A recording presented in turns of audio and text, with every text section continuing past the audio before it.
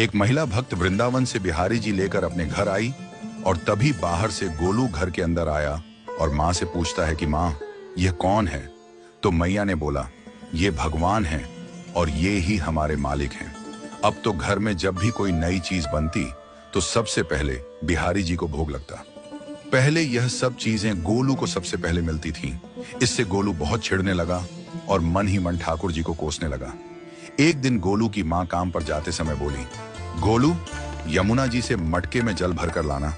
जब गोलू पानी भरने के लिए जाने लगा तो जाते जाते बिहारी जी को कहने लगा, खाने के लिए तो सबसे पहले तैयार रहते हो, लेकिन काम तो मुझे ही करना पड़ता है। अगर यहाँ रहना है तो काम करो। कहकर गोलू यमुना जी से जल भरने के लिए चल पड़ा। गोलू जब यमुना जी में जल भरने लगा तो उसने देखा कि यमुना जी के अंदर बिहारी जी विराजमान हैं और कह रहे हैं, ला गोलू, घड़ा हम भर देते हैं।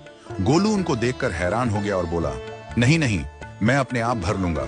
लेकिन ठाकुर जी ने उसके हाथ से घड़ा ले लिया और भरकर घर ले आए। गोलू घर आकर डर रहा था कि अगर माँ को पता लगा कि मैंने ठाकुर जी से काम करवाया है तो आज मेरी पक्की पिटाई होगी।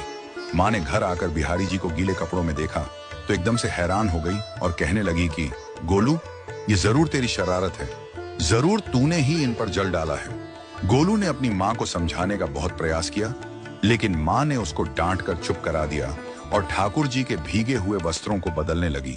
अगले दिन जब माँ ने गोलू को अनाज पिसवाने का काम दिया तो बिहारी जी फिर अनाज का कनस्तर ले आए और माँ को ठाकुर जी के वस्त्रों के ऊपर सूखा आटा पड़ा मिला।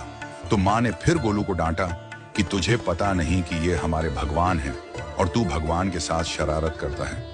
आज तूने फिर इनके ऊपर आटा फेंका है। तो गोलू शपथ लेकर कहने लगा, नहीं माँ, मैंने कोई शरारत नहीं करी है। ये तो मेरे हाथ से गेहूं का कनस्तर लेकर खुद पिसवा कर आए हैं। गोलू की माँ आज बहुत गुस्सा हुई। अगले दिन फिर माँ बोली, बेटा गोलू, आज तुम्हारे बाबा बाहर गांव से वापस लौट आएंगे। बस आज का ही काम है, तुम जंगल से थोड़ी लकड़ियां ले आना। गोलू फिर डर गया, कहीं ठाकुर जी फिर मेरे पीछे ना आ जाएं।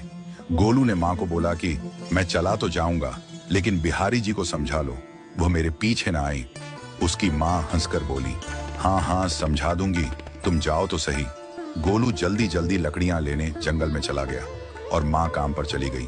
लेकिन उस दिन माँ काम से जल्दी वापस आ गई और देखा बिहारी जी अपनी चौकी पर विराजमान नहीं है। वह तो एकदम से घबरा गई कि कहीं गोलू की शरारत तो नहीं। वह भागी भागी जंगल की तरफ गई।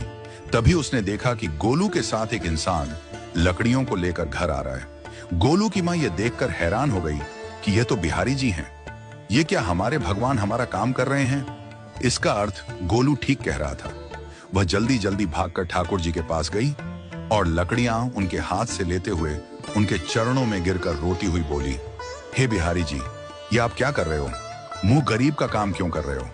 ठाकुर जी मुस्कुराते हुए बोले, हमें तो तेरे बेटे पर बहुत प्यार आता है। सब लोग हमें भगवान समझते हैं, लेकिन एक तेरा बेटा ही था जो हमको अपना मानता था। अपना मानकर वो हमें डांट भी देता था, हमारे साथ गुस्सा भी करता था, और जो हमें एक बार अपना मान लेता है तो हम उसके मान के लिए उसके ही हो जाते हैं।